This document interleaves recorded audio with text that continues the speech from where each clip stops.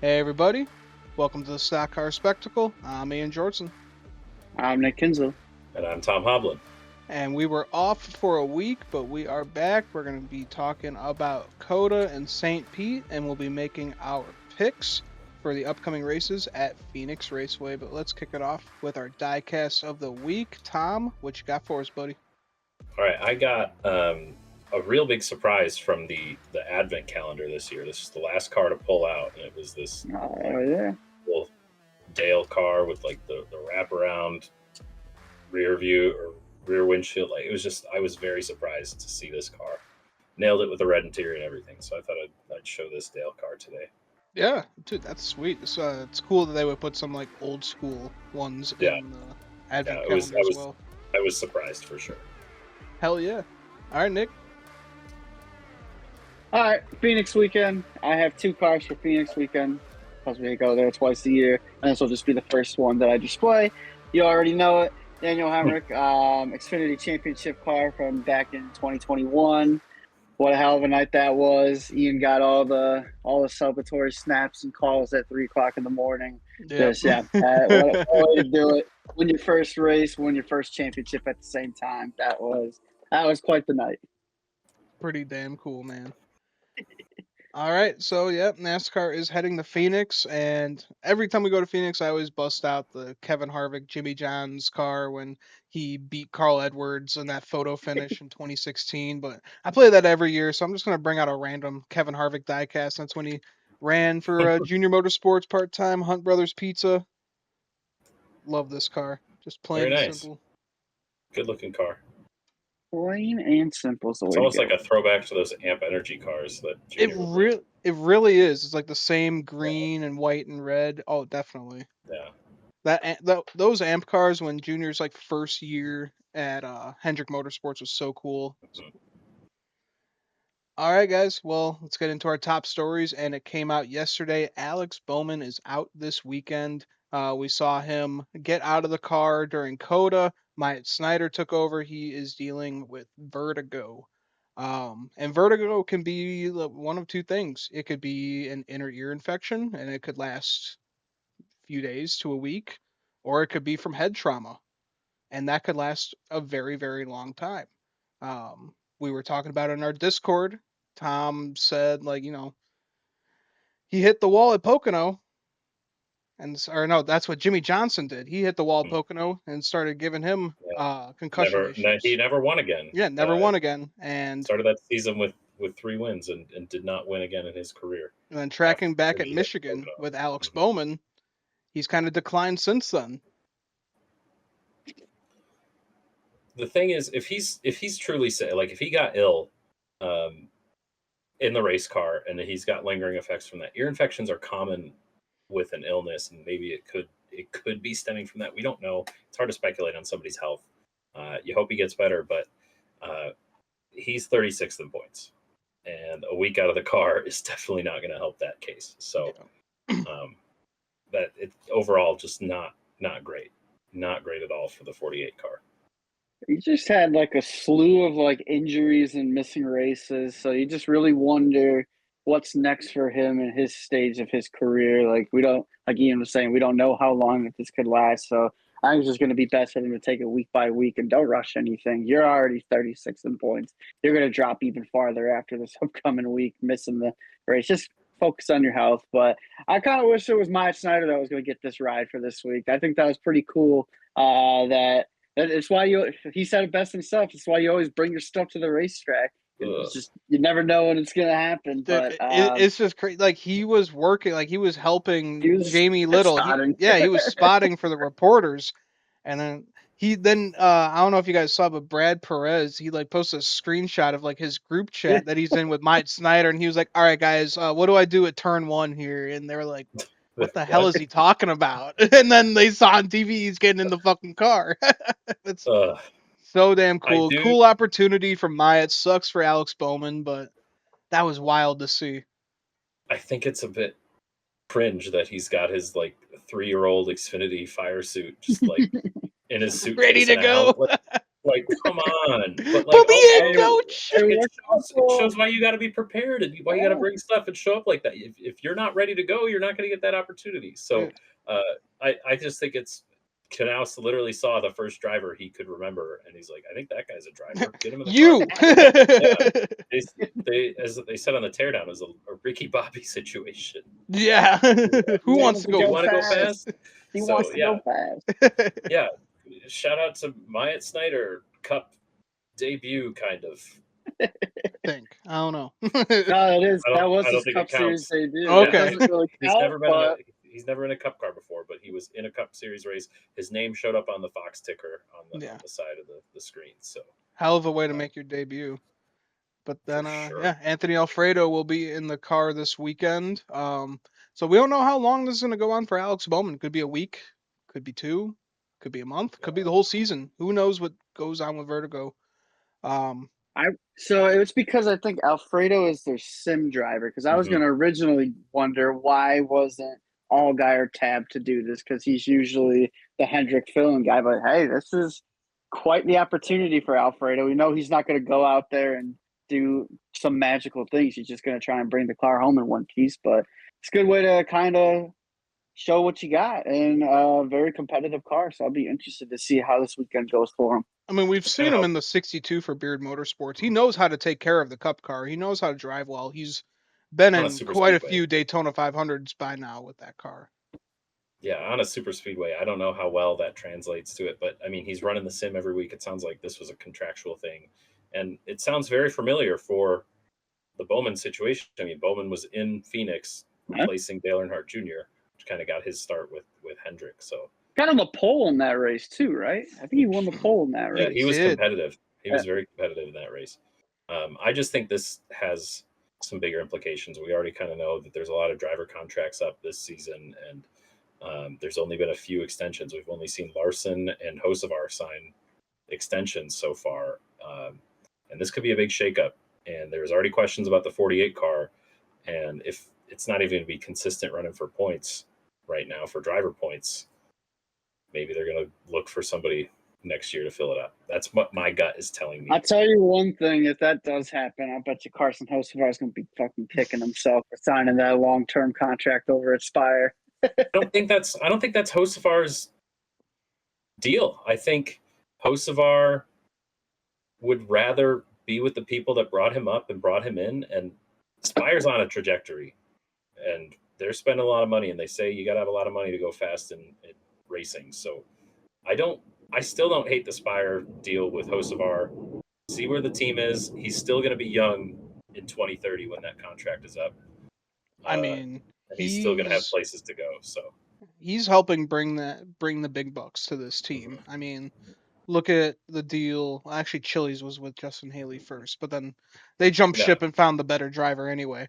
exactly, and the more marketable driver. Yeah, and I don't know if you guys saw this, but there's talks of Monster Energy jumping ship from Joe Gibbs Yeah, Racing and going to Oh sponsor Carson Hocevar. well, because you had I some yeah. Joe Gibbs execs move over there. You had Tad Geschecter show up over there at Spire. You had and then Gabe Hart, the whole Gabe Hart drama He who that's shall going on. not be named. But I mean, look at it. Just as Spire's growing. I mean, I know the points, and we said we're going to talk about them later. But the Spire's all in the top 10 in points.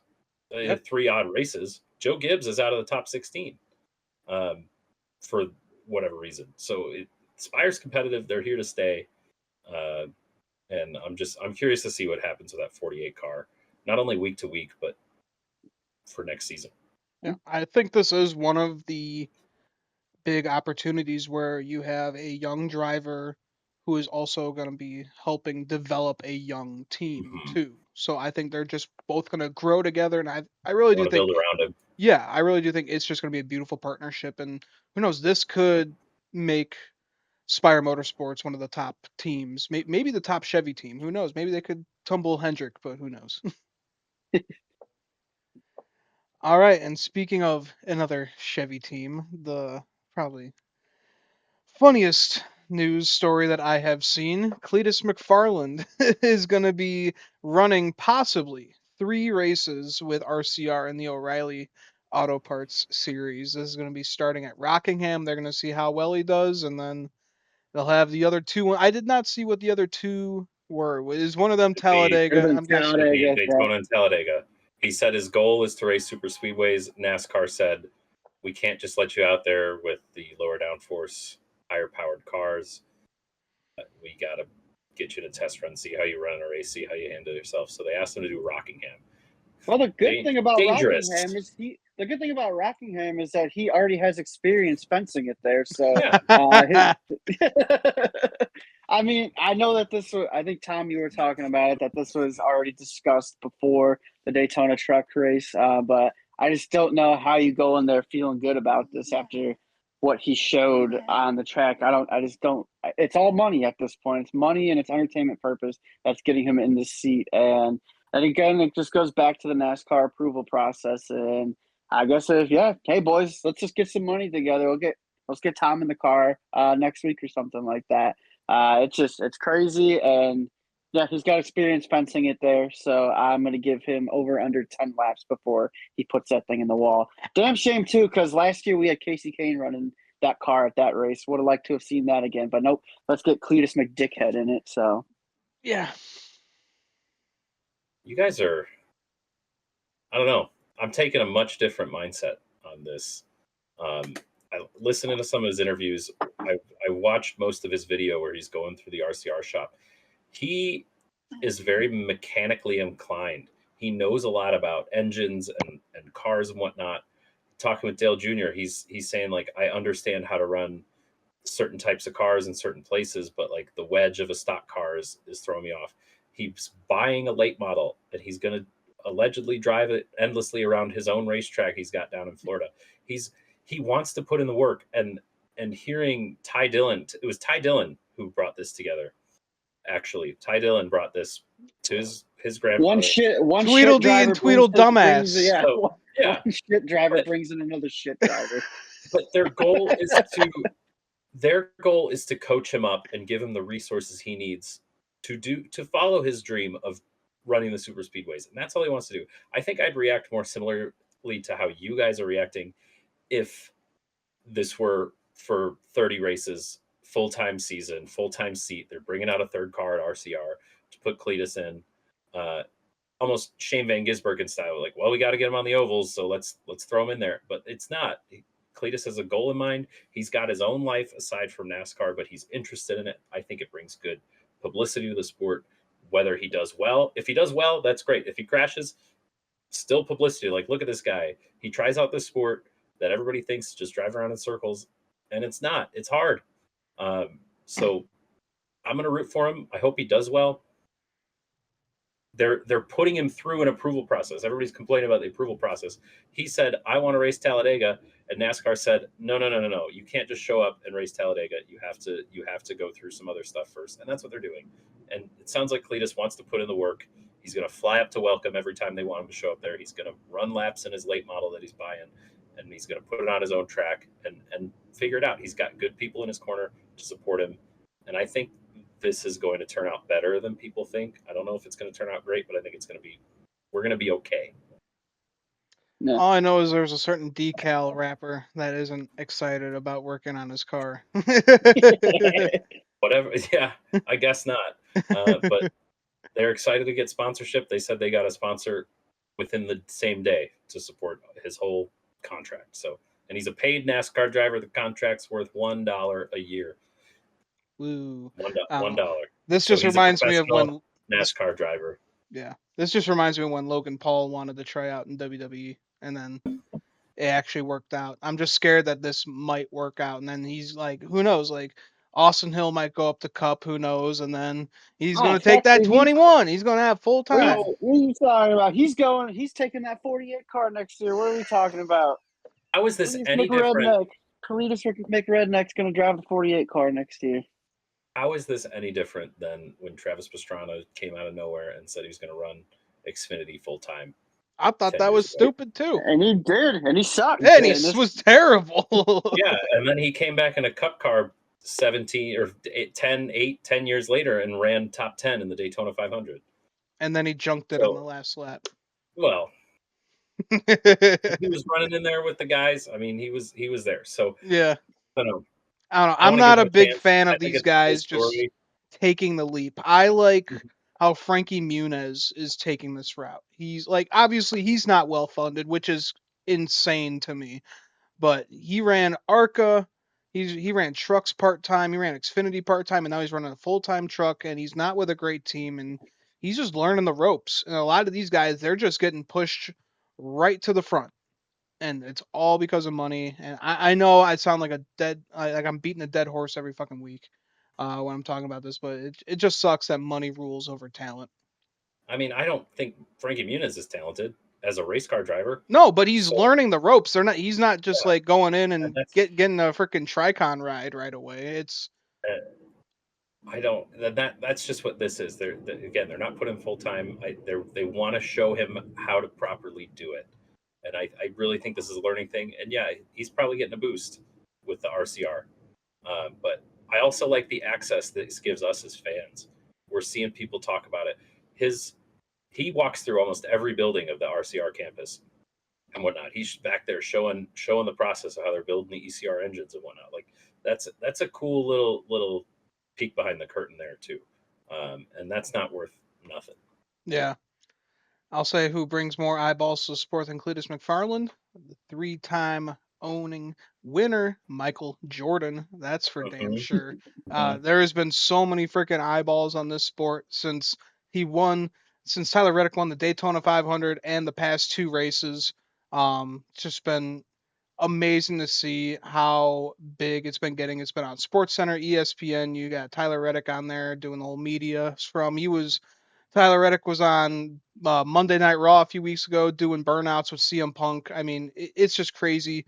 It feels like the mid 2000s again with NASCAR, with how big it's getting, with all these big names in the sport. It's great to see. I love the picture of the three-peat that they took in Victory Lane. Yeah. Uh, I love all the parallels they're getting, and it's awesome that you got people that would never talk about NASCAR are putting it up and showing it off and be like, hey, this is really cool. But yeah, Yeah, it's awesome to see. But let's get into our weekend of racing, and the Truck Series had its first ever street course race this weekend. They shared the weekend with IndyCar at St. Petersburg, and honestly, I thought it was a pretty decent race for a street course. It was a little bit more narrow than the Chicago street course, but boys put on a pretty damn good show for a road course for the Truck Series. I mean, IndyCar crashes lap one there Yeah. every year, and the trucks had a relatively clean and competitive race, but we still saw the elements of NASCAR, the side by side, the door banging, using the fenders, using the bumper. I thought it was an excellent showcase for the trucks, um, and cool for them to be on kind of a stage of their own, supporting IndyCar instead of supporting Cup Series.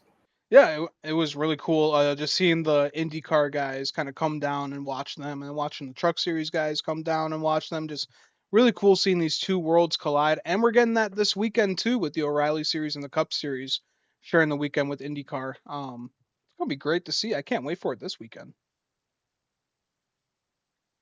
And how about we're getting some open wheel legends in this race too. Dario Franchitti, James Hinchcliffe as well in this race. Just really cool to see. Yeah, they performed well. It looked like Dario was struggling late with just being an old man, not doing this for a while, but didn't quite have the stamina to last it out. But James Hinchcliffe brought it home top 10, and he Yeah, said he learned a lot. He said he wants to do it again.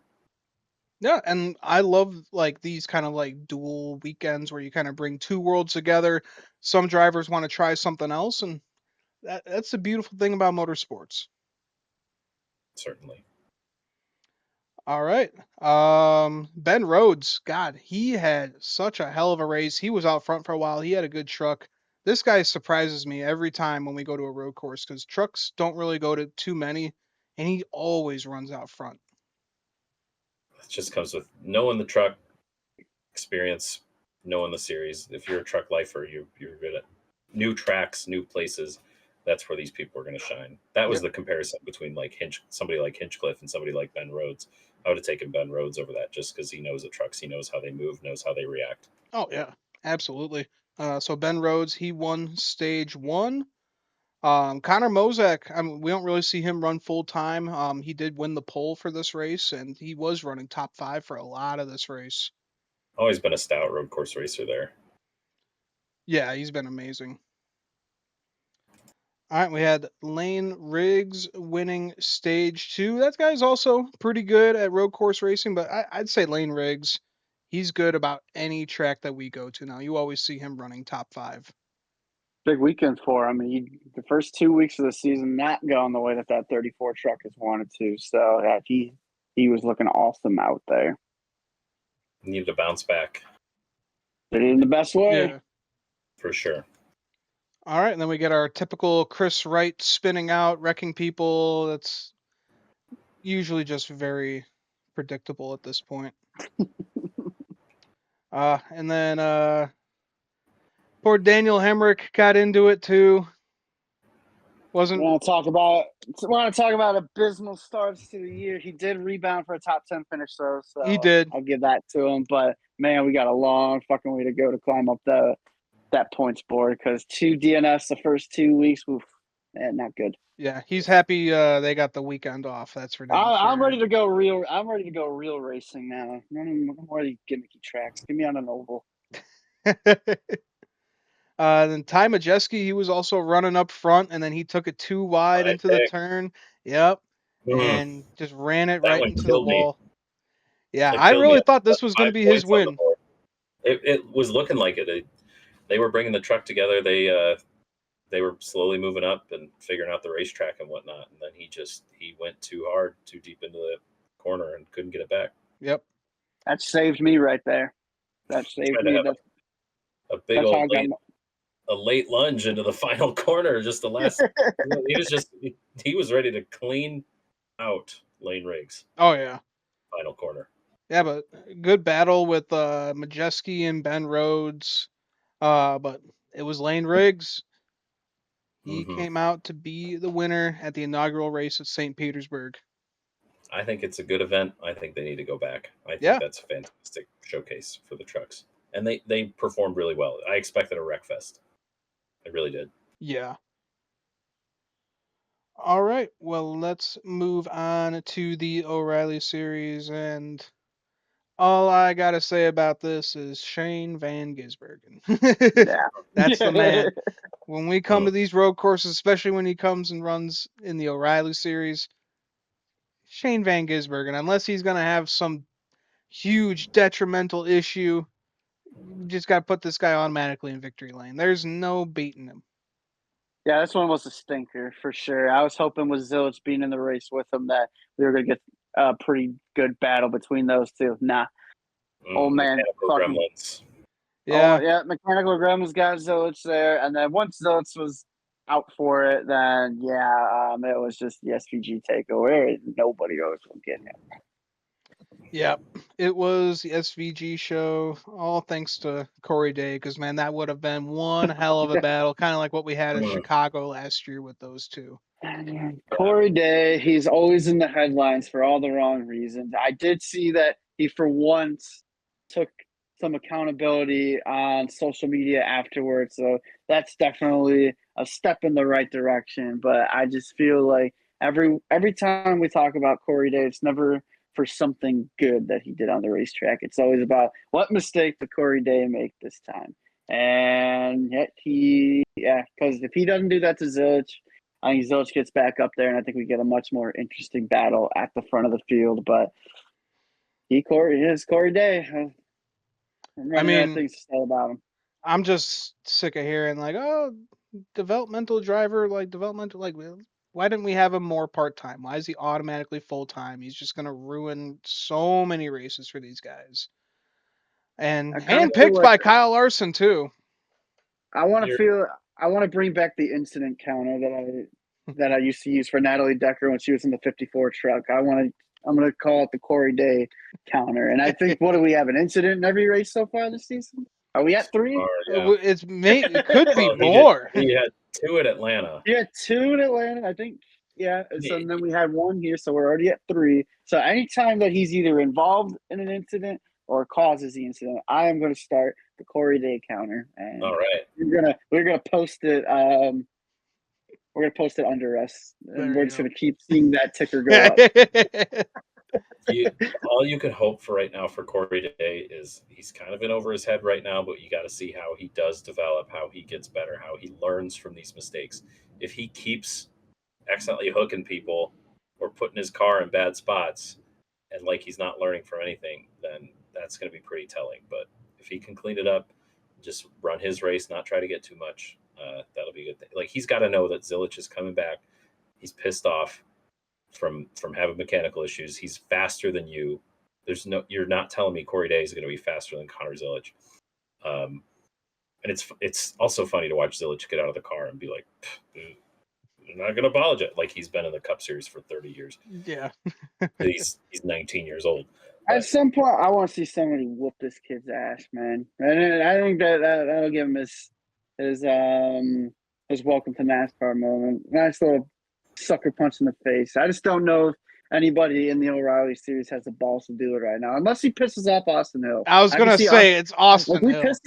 if he pisses off Austin Hill, he might. But then again, nah. Well, who would be the Tony Stewart type to come over and grab him by the back of the neck and just be like, "Hey, man, you gotta get your shit together." Like, somebody in the O'Reilly series has to do it. Maybe a Jerry Clements, maybe Jeremy Clements would probably take him out back and shoot him. Well, I'm just saying, like maybe Brennan Poole can talk to be like, "Hey, man, you gotta clean it up here." Brennan Poole might take do some like karaoke or something. I don't know. He's weird. I want to see old Mike Harmon come out there and just take him to Applebee's, man. Yeah, dude, that's what he needs. He needs a trip to Applebee's. Oh, shit. All right, getting back into the race. Austin Hill won stage 1 and Sam Mayer won stage 2. So good points for Austin Hill to start the season. That's for damn sure. He is low key very good at this racetrack. I think he has a top 5 or top 10 finish in every race that they've run at COTA. And you wouldn't think that. You wouldn't expect that from Austin Hill. We know him as Mr. Super Speedway. So for him to just randomly show up at COTA, it baffles me. But good points today, I guess. You're going to need it. And then your winner, Shane Van Gisbergen, in that junior motorsports car. So good for him. Got another win added to him.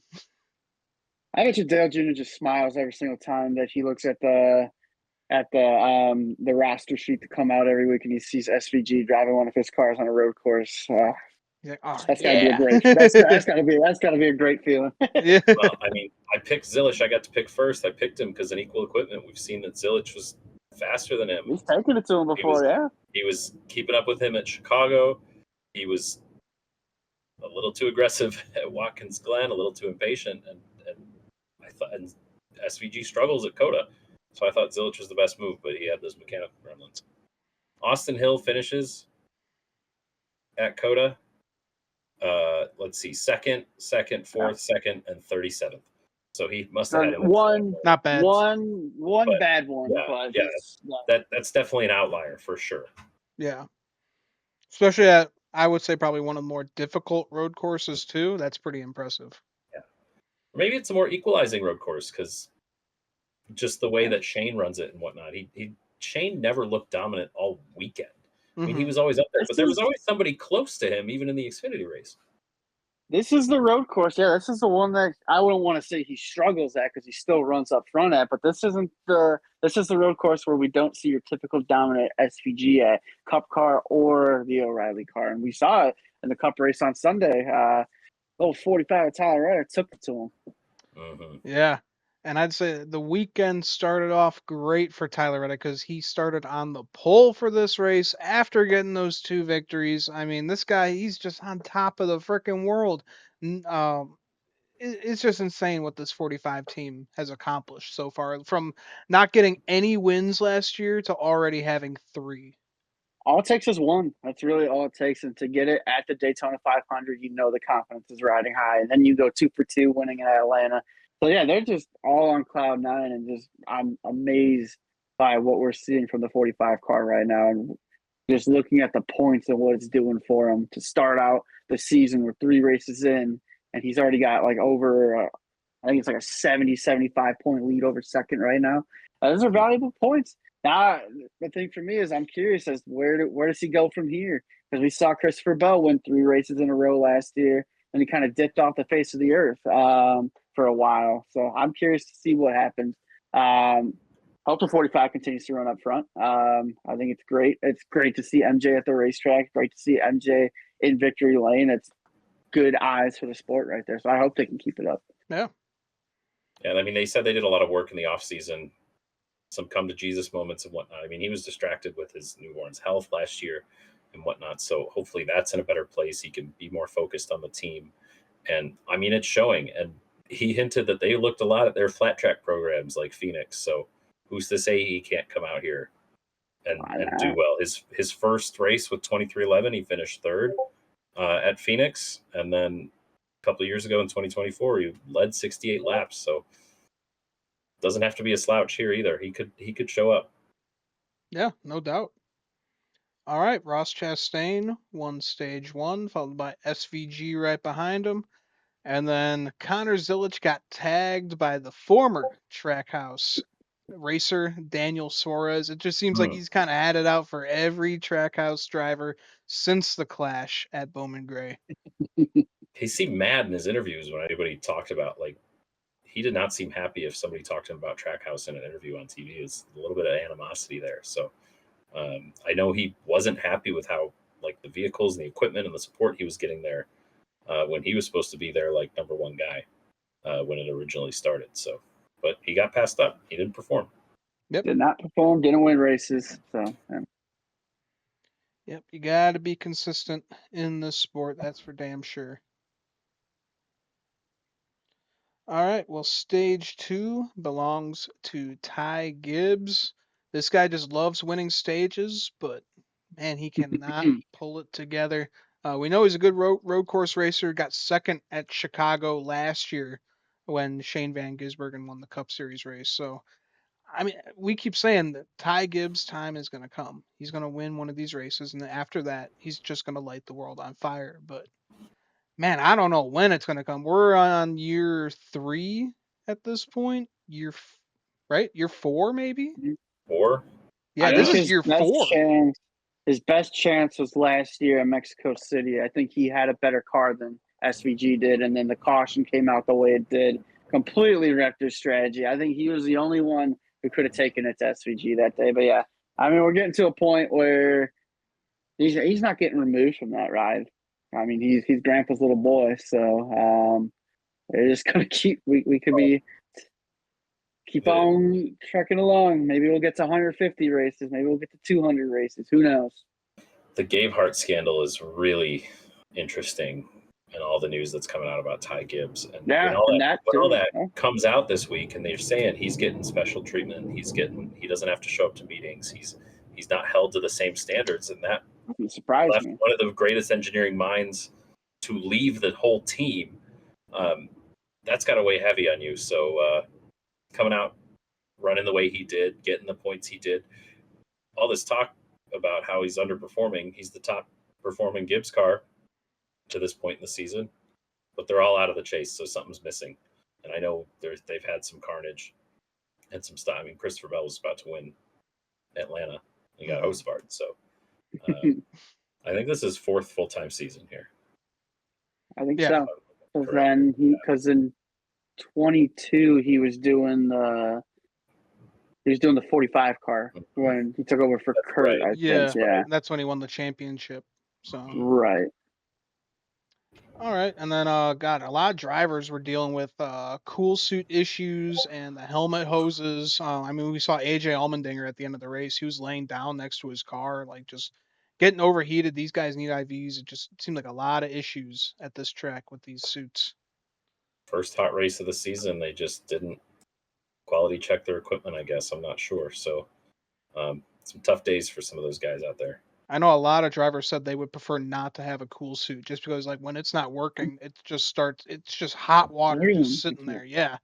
I think Stenhouse was talking about it. He doesn't use a cool suit. He just says his key to getting through the race is just staying hydrated. And you never see him having any of those kind of problems about being in shape and just staying hydrated. And so, yeah, he doesn't wear one. Yeah.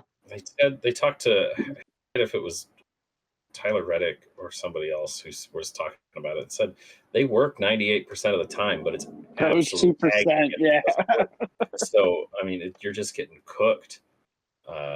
So there's got to be some way to set those up where if they do fail, it's easier to bypass it, or if they can just unhook it somehow and let it drain out, so they're not absolutely destroying themselves. Yeah. I mean, that's some scary stuff there. So Yeah. No doubt. All right, and then what about Jesse Love? For most of this race, he was like the best performing RCR car out there. I was watching Kyle's HBO cam, as I tortuously do to myself every week, and they were getting the car better throughout the day. It was really strange. What his spotter kept giving setup advice to Jim Pullman, the new crew chief. He's like, "Hey man, the right rear looks low on the shock coming up the hill over here. So I don't know if you need to raise that." And they were taking it and whatnot. And then later in the race, Jim Pullman would be like, "Oh, does it look better now?" And so I thought that was strange. I don't know if I've ever noticed spotters giving setup advice like that.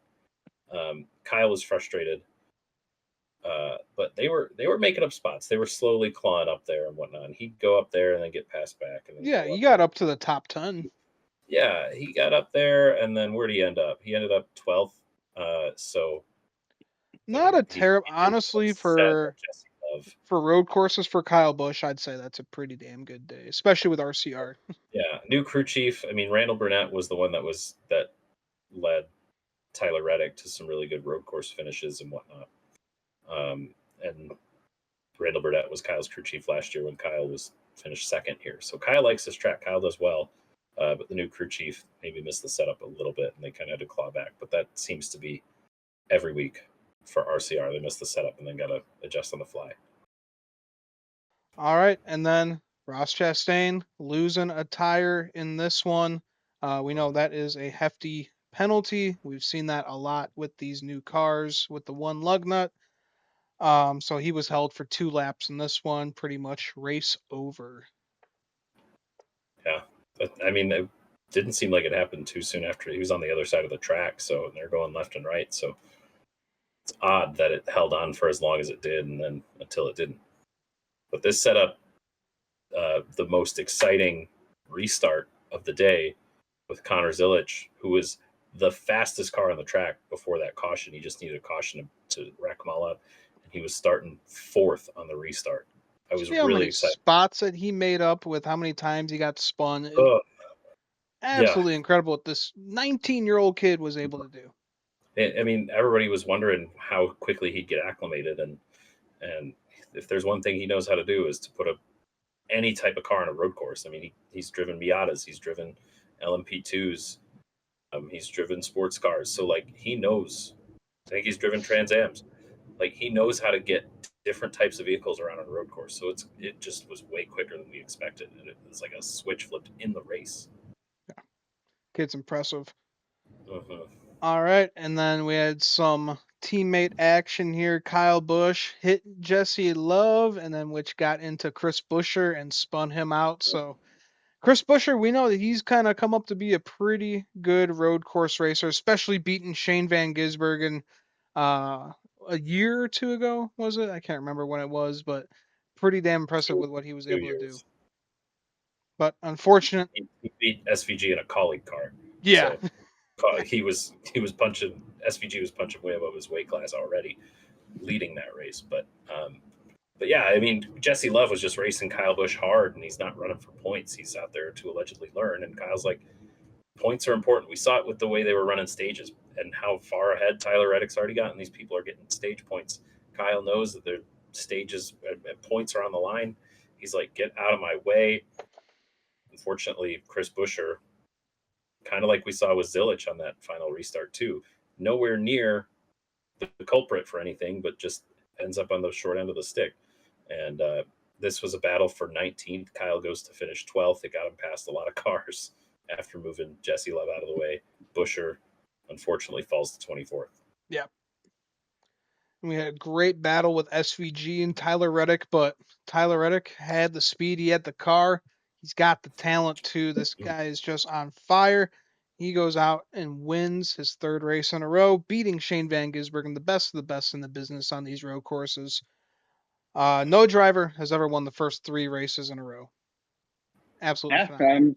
I'm curious to where they go from here. And as far as SVG goes, I think this is the only road course in the Cup Series that he has not won on yet. So this is the one that gets to him. And he had himself a great shot, but man, impressive for Tyler Reddick when you're beating the best in the business and held him off pretty much all race long. Tyler Reddick was a dominant car at this race, and that's just very impressive. Hell of a start to the season. I hope they can keep the momentum going. It's the battle of the historic streaks and the 3 in a row to start the road course streak out, which is interesting. I don't think anybody saw it coming. I think people saw Tyler Reddick being competitive at Coda, and I think Tyler Reddick still would have been in a great points position had he swapped first and second. But I thought this was an entertaining race and whatnot. I got a little bit lulled out in the middle there, but stage 3 was the show, and there was a lot of interesting storylines to follow with tire fall off and literally a tire falling off. So. Yeah, Coda for me, it has a lot of good passing sections for me. It's just not all strung out. So and I like that they're running more laps. They shortened up the course. They shorten it up, which makes it running more so laps, much better. And it's I think it's a good show, and I think it should stay. You got a racing culture out there in Austin, and fans are showing up. They're like, well, I come out here to watch the F1 cars. I figured I'm close enough. I'll come watch the NASCAR, and it's good. They like it. Yep. This and the Glen, I like the high speed road courses. Hmm. Keep those. Get rid of Sonoma. I can't deal with that fucking track. As for SVG, I don't think he should be kicking himself too much. I mean, he is. I don't think anybody expected him to be top 5 in points this He's early had in the such a season. great start to the season. It's on a great jumping off point. Yeah. But look at the lead that Tyler Reddick has right now in points. 70-point lead above his teammate Bubba Wallace, who has also had just a phenomenal start to the year.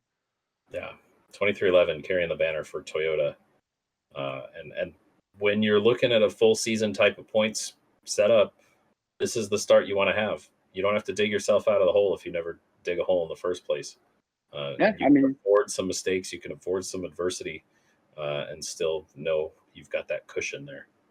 I mean, yeah, for the guys at the top of the leaderboard right now, they pretty much have survived the carnage of the 3 quote unquote wild card races that we've had to start the season. But now we're going to Phoenix. We're going to start getting into some of our more usual tracks. So this is where I'm curious. So we're going to look. I'm curious if we look at the points now, and let's look at the points 5 races to now.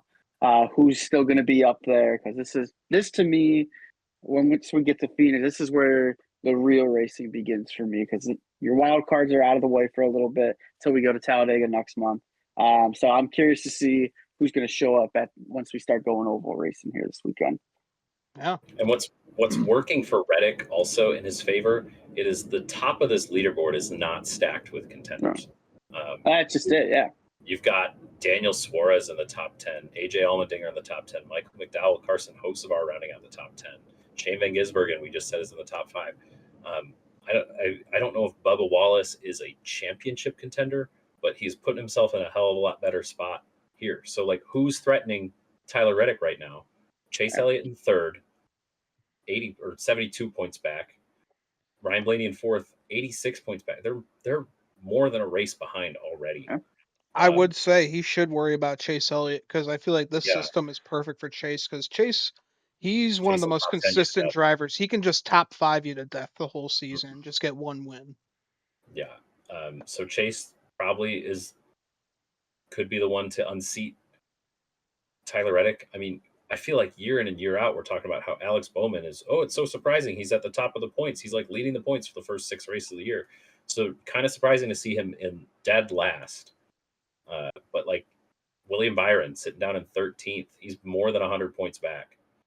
Kyle Larson, somebody you'd expect to be up there, more than 100 points back. No Joe Gibbs Racing in the chase right now. I That's know it's way crazy. too early to say this, but if the chase were to start today, we'd have no Joe Gibbs Racing cars in it. I give it 5 weeks, and we'll have Yeah, 2 or yeah. 3 of them in there for sure. I agree with what you said. Like Chase Briscoe had a rough weekend, Right. Not in his control, and they crashed a lot of race cars in the first 2 weeks here, and that's showing on the points. Yeah, just a wild start to the season with where everyone is at in the standings. Just with We'll Spire balance it out. Motorsports all being in the top 10, too. Yeah, and Carson Hocevar being the worst runner of those, and you've seen him up front at almost every race. Yeah. I guess not Wrecked here. at the end at Coda. yeah, got wrecked. Yeah. What did anybody figure out what he did to Cole Custer to do that, or did Cole Custer just see an opportunity to be like, fuck He this just guy? fucking lost it. I don't understand. So that didn't help the old average. Carson dropped 6 points or 6 spots in the standings this week. But yeah, Daniel Suarez is surprising to see up there. It's really interesting. Zane Smith having a great start to the season. Yeah. And it's easier to try to hold your position up there than it is to claw your way back up to the top. Yeah. And Brad K, I mean, with that broken leg this year, and he's in 12th in the points. So, and he toughed it out for Coda too. I thought for sure he would just start that race and get out of it the first thing that he saw. I mean, I was not expecting Myatt Snyder in the 48 at all for a reserve driver for this race. So we'll see how Brad continues to heal up and see if he can maintain. Yeah, no doubt. All right, guys. Well, we're going to take a quick break, and when we come back, we'll be making our picks for Phoenix. So stay tuned. All right, guys. Welcome back. We're going to be making our picks for Phoenix. So first up, we got the O'Reilly series. We got the GovX 200, 200 miles, 200 laps. Stages 1 and 2 are 45 laps each, and the final will be 110. Eric Almirola won last spring, and Jesse Love won in the fall with that championship win. Ford's topped the charts with 16 victories here. And the big notable in this one, William Byron will be in that 88 for Junior Motorsports. So, Tom, you are up first, my friend. Who do you got for the O'Reilly series? Nick keeps saying he's excited for the real racing portion of the schedule, so I got to go with a real racer who's been there 100 times before, and we'll give it to Justin Allgaier. All right, Nick. I am ready for the real racing to begin, and I'm going to take the lone Cup Series driver who is in this race. I am going to go with the 88 of William Byron. This is a very it's a difficult kind of track that we go to. I just think experience is the way to go, and William he's pretty solid here in a Cup car. So yeah, I think the old Cup driver is going to take it to these Xfinity O'Reilly boys. It's going to take me a while to get used to saying O'Reilly rather than Xfinity. Yeah. But yeah, I'm going to go with Willie B to get it done. Good pick. All right, well, I got to go with the guy who won here 3 years ago with Joe Gibbs Racing. And that is with Junior Motorsports. Give me old Sammy Smith in that number 8 car. Runs pretty well here. I'm curious to watch Rajah Caruth in his first in the 32. Jordan Anderson and see because I mean he's been up front, he's been competitive in these last couple races, and I who knows what Jordan Anderson's got if they're getting some kind of support from Hendrick and from Junior Motorsports or not, but I'll be keeping an eye on that 32 car as well. Yeah, no doubt. My sleeper picks is going to be the 20, Brandon Jones. He's going to get up there. He's going to shock the world. I remember last year you guys thought I was crazy for picking him, but I got points with Brandon Jones last year in this race. That's the problem is he did well last year, so it's got to be an off year. He's like the opposite of Joey Logano. Even year, he sucks. But he only wins at like the same 3 tracks. Yeah, it's this track is Darlington and maybe Kansas every now and then. Yeah, that's it. You don't know what they're putting in those Richmond water heaters. Yeah, right? All right, well, now for the Cup Series, we got the Straight Talk Wireless 500 is 312 miles, but 502 kilometers. 312 laps. Stage 1 is 60, Stage 2 is 125, and the final will be 127 laps. Bell won in the spring, part of that three-peat he had going on, and Blaney won here in the fall. So, Mr. Tom, you are up first again, my friend. Who do you got for the Cup race on Well, Sunday? I got to change my pick if we're counting in kilometers. I got to go with SVG, right? Yeah, right. No. But I'm gonna say it's time for Ryan Blaney to show up and steal the show. I mean, he's so consistent on this racetrack, and I don't see why he wouldn't pull such a run. So Yeah. give it to Blaney again. Old Penske is pretty damn good here, so not bad at all. All right, Nick. 1 second. Oh, Get down. Get down. So for my pick, I'm gonna go to the guy who got his heart absolutely ripped out at this racetrack the last time we were here. 2 laps away from his first ever championship, and then William Byron had to do that shit. And we all know the rest is history from there. But I just think with everything that's happened, Denny Hamlin's gonna be driving like a pissed off SOB on Sunday, and he wants redemption. And I think he's gonna get his I think he's going to get revenge on this racetrack after what happened in the fall. So I'm going to go with the 11. It's not been a great start to the year for Denny at all, but now we're going to get back into some familiar tracks here. So I'm going to take the 11 car of Denny Hamlin to get this win, and I think it's going to be quite an emotional win. it would be very emotional. Should he get it done on Sunday? So I'm definitely going to be hoping for that. All right, not bad at all. All right, well, I got to go with a guy who also got his first Cup Series win here as well, Chase Briscoe. I think that was 3 years ago as well when he was with Stewart Haas Racing. Briscoe, he's just so good in this Joe Gibbs Racing equipment, just teamed up so well. But we know that this team has had a rough start. And Nick, you said it, we're going to a real racetrack now. Joe Gibbs Racing knows how to shine at Phoenix Raceway, especially Briscoe and his teammate Denny Hamlin. So we'll see those two get it done. But I think that 19 will be the one, Victory Lane, to I get mean, old Coach back in Victory Lane. they really showed up. That 19 team, they showed up in like the last 15 races of the series. So the season last year, like he needed to kind of settle into Joe Gibbs Racing and learn what he could do with that car. So I think the 19 is going to be scary, and it kind of sucks that he's one of those guys that had a really poor start to the season, because he should be up there contending for this championship by the end of it. Yeah, I think he will, but it is going to be a tough hill to climb. It's a little bit harder to do now. Yeah. We've got the same tire as we've had past couple times here, so that whole issue that caused Denny Hamlin to lose the championship with Byron's tire going down, wondering if we're going to see a lot of that same thing, or if people are going to be more points conscious and not want to push the envelope too much and whatnot. But if you don't push the envelope, then somebody else is going to steal some points from you. So you'll have to watch the tires. That's my sleeper pick, is the tires. Yeah, the tires. Yeah. Not a bad one at all. Well, guys, NASCAR is heading to Phoenix. IndyCar is there as well, so make sure to tune in all the fun motorsports this weekend. It's going to be fun to watch. But that will do it for us here at the Stock Car Spectacle. If you haven't yet, make sure to like our video, subscribe to our channel, and check out the links down below. So for the Stock Car Spectacle, I'm Ian Jortson. I'm Nick Hinsel.